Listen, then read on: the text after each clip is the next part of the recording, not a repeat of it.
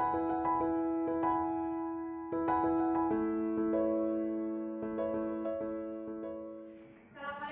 warahmatullahi wabarakatuh. Waalaikumsalam warahmatullahi wabarakatuh. Bagaimana anak-anak kabarnya hari ini? Alhamdulillah baik. Alhamdulillah. Oke, sebelum kita masuk ke pembelajaran hari ini, mari kita berdoa dulu ya, agar kegiatan pada pagi ini bisa berjalan dengan lancar. Boleh ketua kelas seperti biasa dipimpin doa. Sebelum belajar, mari kita berdoa menurut agama dan keyakinan kita masing-masing. Berdoa dimulai.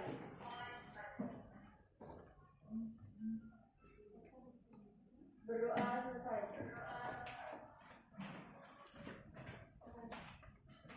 Hari ini ada yang tidak hadir? Siapa? Kenapa Lana? Sakit ya. Terus habis apa lagi? Sakit apa Lana? Malaria.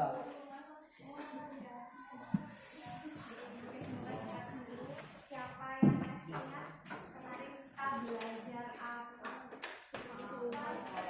Angkat tangan. Angkat tangan. Ayo siapa? Saya. Kita belajar apa? Oke, Raisa. Boleh. Kak? Oke. Siapa yang masih ingat kalau itu apa? Angkat tangan dong, jangan keroyokan, saya kan sendirian. Kalau itu apa? Yuk.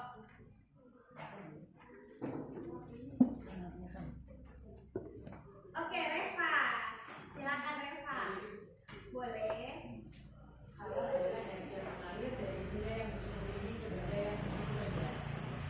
Oke, beri tepuk tangan dulu.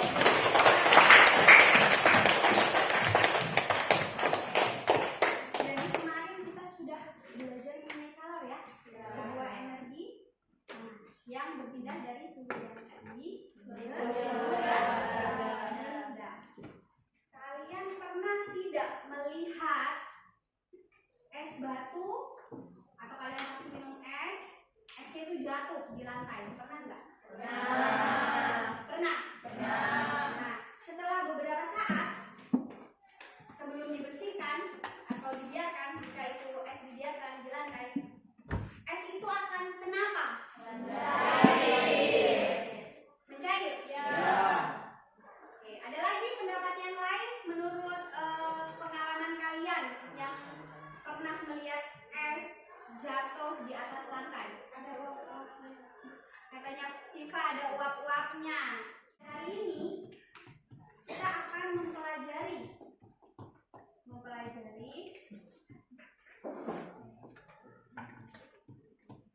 masih lanjutan dengan yang kemarin ya, masih berhubungan dengan kalor ya, mempelajari perubahan tujuan pembelajaran yang pertama ya. Melalui kegiatan pembelajaran hari ini diharapkan kalian itu akan mampu memecahkan masalah yang berhubungan dengan perubahan wujud zat ya. Kemudian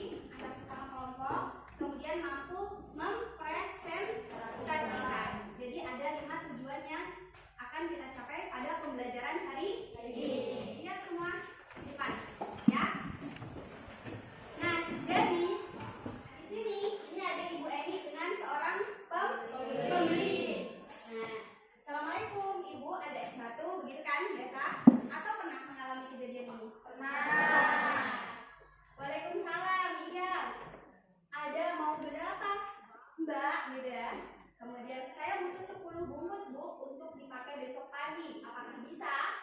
Kemudian Ibu Eni menjawab, baik Mbak, bisa 10 bungkus ya, diambil besok pagi. Nah, mereka sudah deal tuh, ya. Kemudian Ibu Eni langsung pergi mengecek ke kulkas. Dicek tuh. Setelah pembeli pulang, Ibu Eni langsung bergegas melihat isi kulkas. Ternyata es batu yang ada di dalam kulkas itu tinggal 5 bungkus. Nah, kemudian Ibu Eni langsung buru-buru pergi ke tong air persediaan air masaknya di tong. Dilihat, ya ternyata air masaknya juga habis. Nah, jadi solusi apa menurut kalian ya?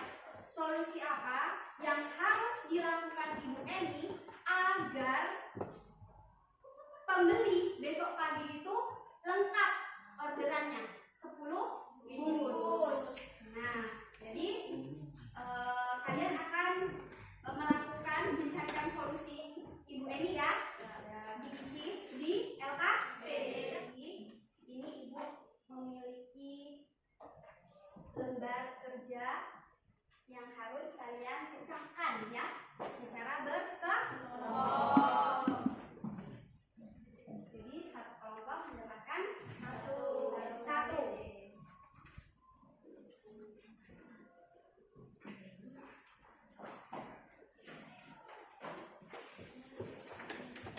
Jangan lupa ditulis nama kelompok. Sebelum kalian mulai, jadi Ibu mau kalian harus kompak semuanya bekerja. Oke?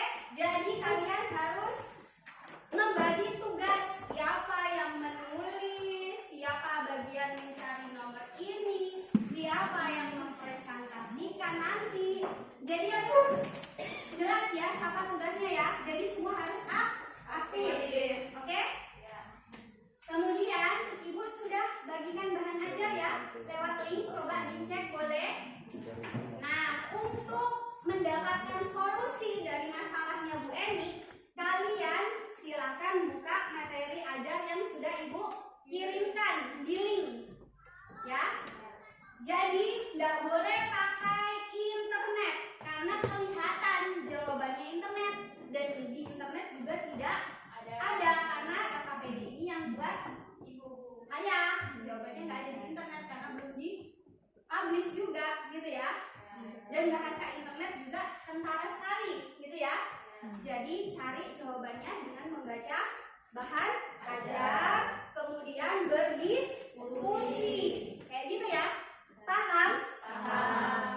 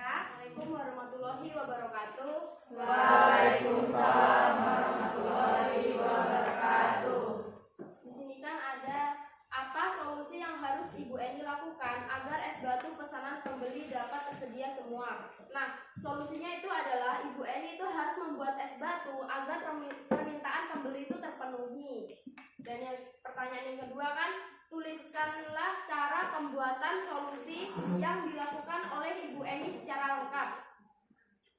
Nah, cara pembuatannya itu kan dilakukan secara bertahap dari memasak air dan membuat es batu.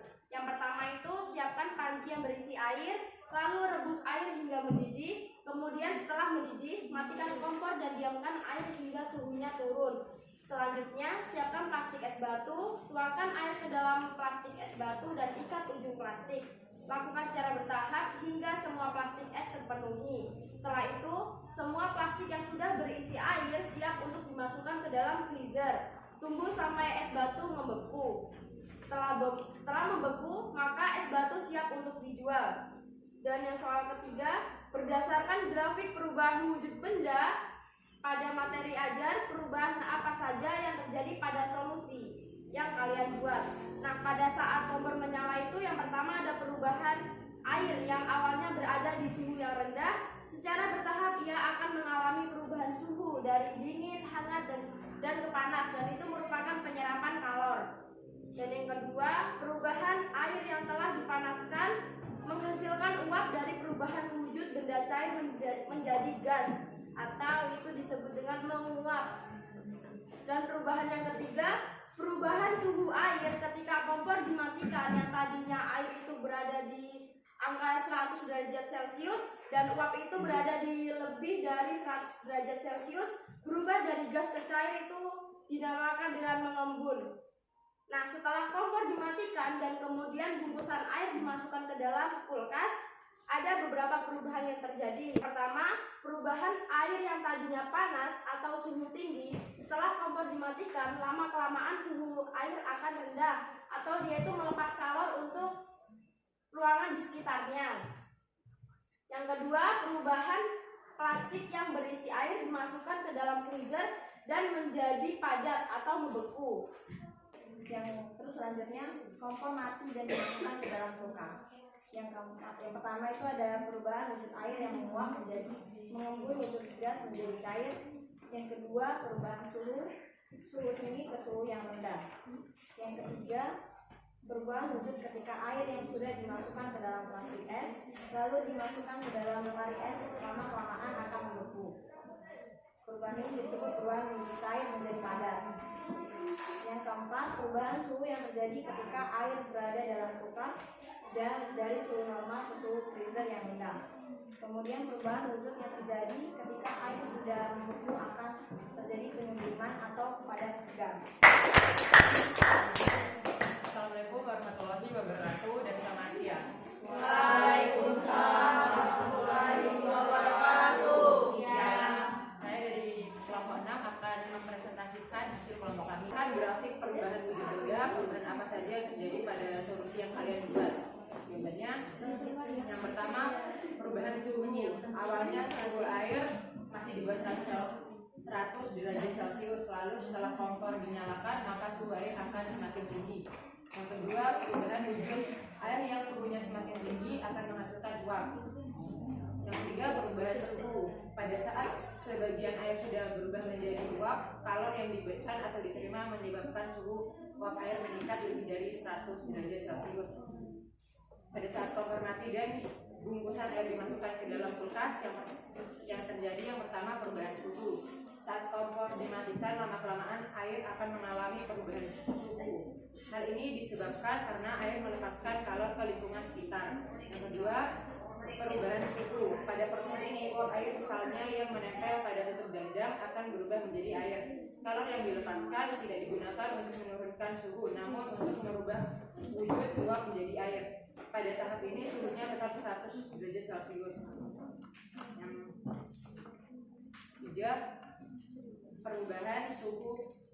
Pada saat bungkusan air dimasukkan ke dalam kulkas, air akan terus melepas kalor hingga mencapai 0 derajat Celcius. Yang keempat, perubahan wujud. Pada tahap ini kalor yang dilepas digunakan untuk merubah wujud air menjadi es yang suhunya tetap 0 derajat Celcius. Yang kelima, perubahan wujud yang terjadi dari wujud cair menjadi zat padat. Sekian presentasi dari saya. Bila ada salah kata, saya mohon maaf. Assalamualaikum warahmatullahi wabarakatuh. Assalamualaikum warahmatullahi wabarakatuh. Waalaikumsalam.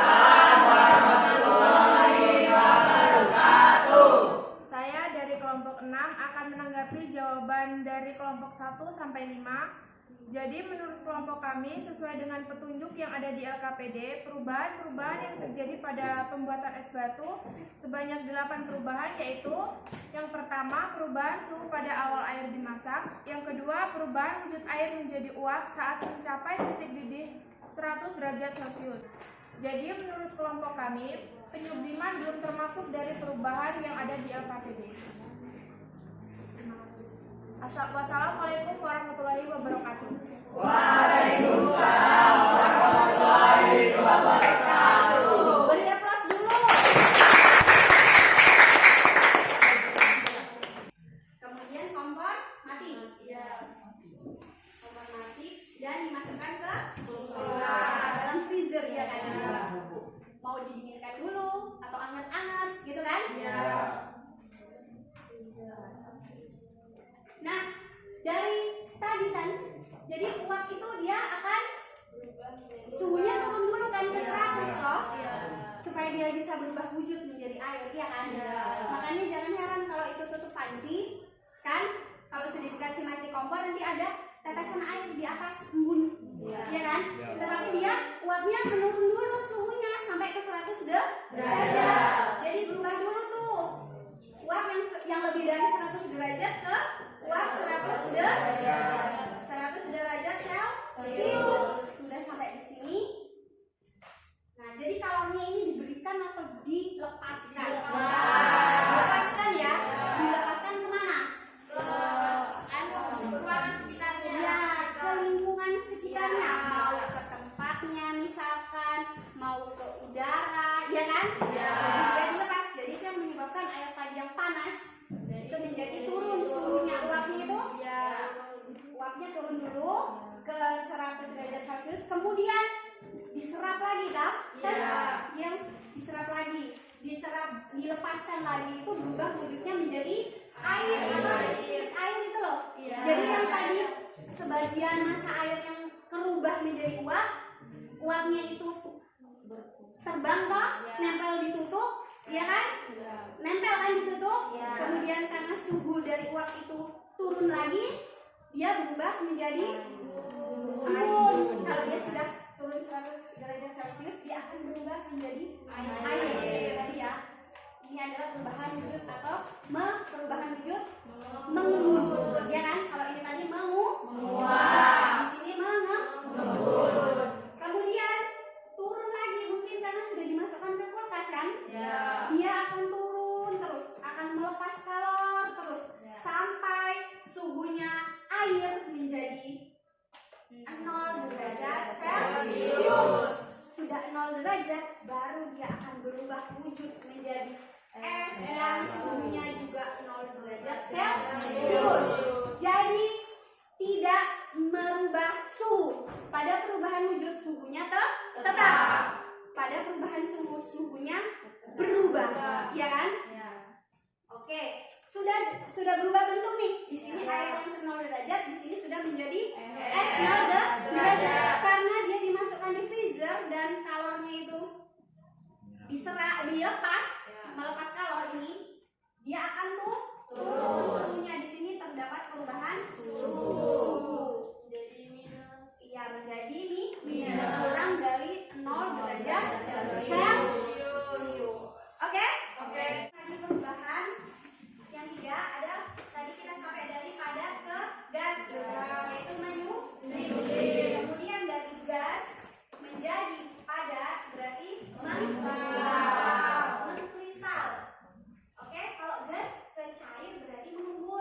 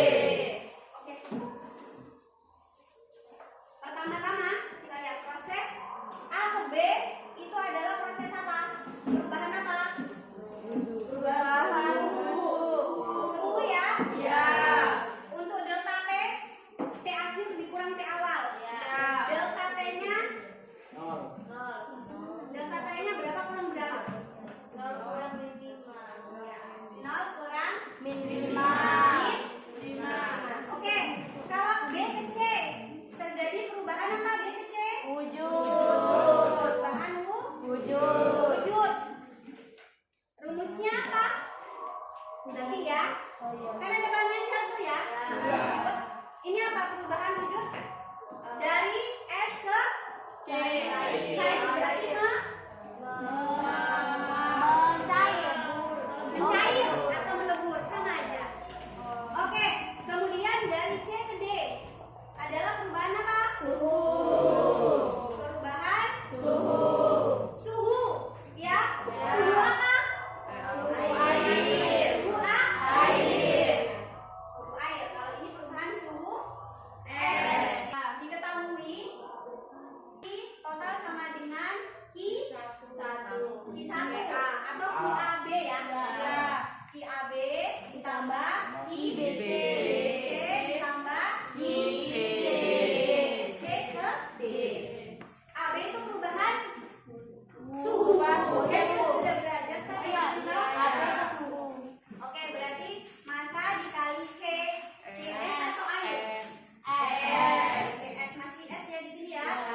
Dikali delta T ditambah massa dikali Kalau kalor lebur. Kalor lebur itu dimiliki siapa? SS. Oke. Kemudian massa dikali dengan C air ya. Karena dia sudah berubah wujud. Di sini dia sudah berubah wujud toh. Dikali delta T. Berapa jumlah totalnya? Total 250 berapa?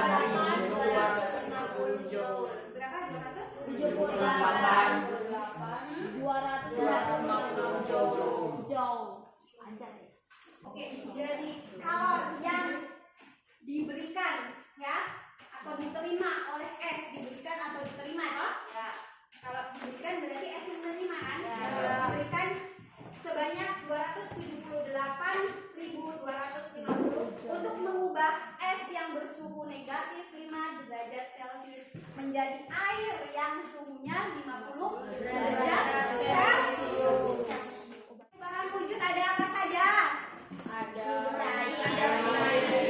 Mencair. Mencair itu apa ke apa? Padat ke cair. Di situ kalor diapakan?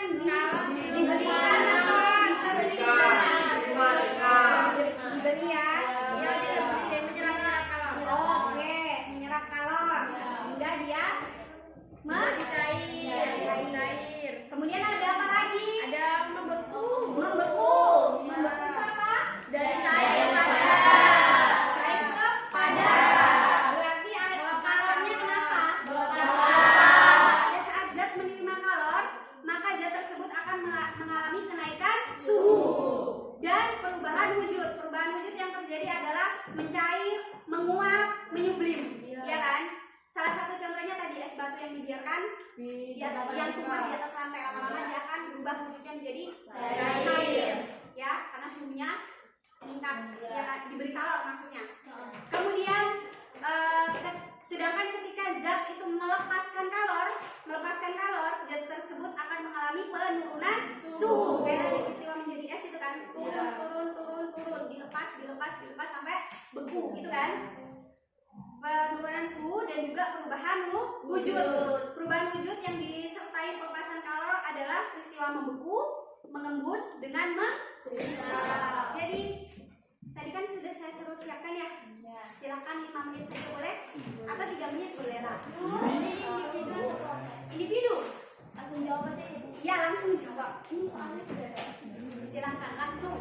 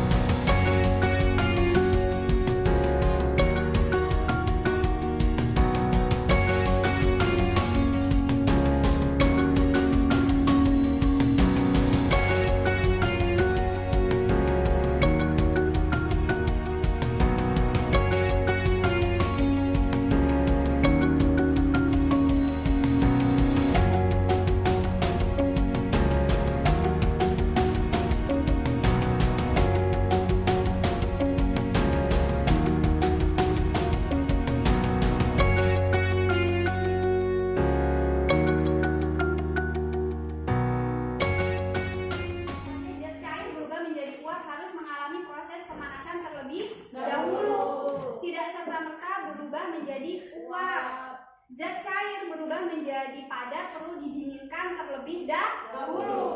Pemanasan dan pendinginan itu pun memerlukan proses yang tidak sebentar. Demikian pula dengan sebuah kesuksesan, ya. Untuk mencapai suatu kesuksesan, kita harus melewati tahapan-tahapan tertentu. Kayak tadi tuh, ya dah. Berubah wujud nggak langsung tiba-tiba berubah, tapi ada step by step yang dilalui. Begitu juga kesuksesan, kita harus melewati step by step untuk meraih kesuksesan tersebut. Karena yang akan dinilai adalah proses yang kita laksanakan untuk mencapai kesuksesan tersebut.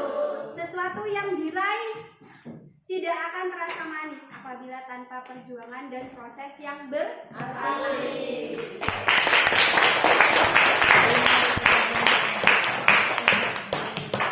Oke, jadi inilah akhir pembelajaran pada hari ini. Karena waktu sudah mepet ya, sudah agak 5 menit lebih. Jadi saya akan membagikan ring refleksi ya. Jadi kalian isi sejujur-jujurnya apa yang kalian rasakan ya mengenai pembelajaran hari ini. Ibu boleh tunggu sampai jam nanti ya, jam terakhir ya, jam 2 ya. Dikumpul refleksinya melalui link yang saya akan bagikan di grup. Oke? Boleh? Boleh. Oke, sip. Kalau gitu, sebelum kita pulang, jadi minggu depan kita akan belajar mengenai asas black. Bentar ya, asas black. Kita akan mempelajari asas black. Jadi boleh tuh dicari-cari asas black itu apa sih, gitu ya. Supaya kalau nanti kita belajar, kalian juga sudah mengenalnya, ya kan? Sebelum kita istirahat, ayo dipimpin doa lagi. Mari kita berdoa buat agama dan keyakinan. Keyakinan kita masih untuk doa mulai.